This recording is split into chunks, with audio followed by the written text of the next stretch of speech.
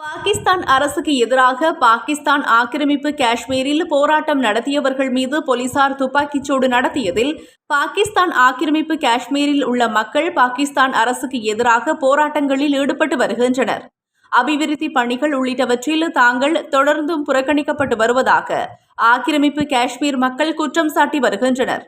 இந்நிலையில் அவாமி அதிரடி குழு என்ற அமைப்பின் தலைமையில் ஆக்கிரமிப்பு காஷ்மீரின் முசாபராபாத்தில் கடந்த திங்கட்கிழமை மிகப்பெரிய போராட்டம் வெடித்தது.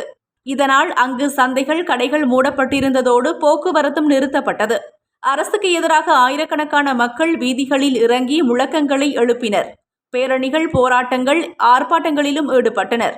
பாகிஸ்தானில் வசிக்கும் காஷ்மீர் அகதிகளுக்காக ஒதுக்கப்பட்ட 12 சட்டசபை தொகுதிகளை ரத்து செய்ய வேண்டும், மானிய விலையில் கோதுமை மா, நியாயமான மின்சார கட்டணம் உள்ளிட்ட 38 அம்ச கோரிக்கைகளை போராட்டக்காரர்கள் வலியுறுத்தியிருந்தனர். பஞ்சாப் மாகாணத்திலிருந்து ஆயுதம் ஏந்திய படையினரையும் ஆயிரக்கணக்கான வீரர்களையும் பாகிஸ்தான் அரசு நிறுத்தியது. இந்நிலையில் போராட்டத்தில் ஈடுபட்ட பொதுமக்கள் மீது இராணுவம் துப்பாக்கிச்சூடு நடத்தியது. ஏற்கனவே அதில் 2 பேர் உயிரிழந்த நிலையில் உயிரிழப்புகளின் எண்ணிக்கை 12ஆக உயர்ந்துள்ளது. போராட்டங்கள் காரணமாக கடந்த 72 மணி நேரமாக பாகிஸ்தான் ஆக்கிரமிப்பு காஷ்மீர் பகுதி முடக்கப்பட்டுள்ளமை குறிப்பிடத்தக்கது.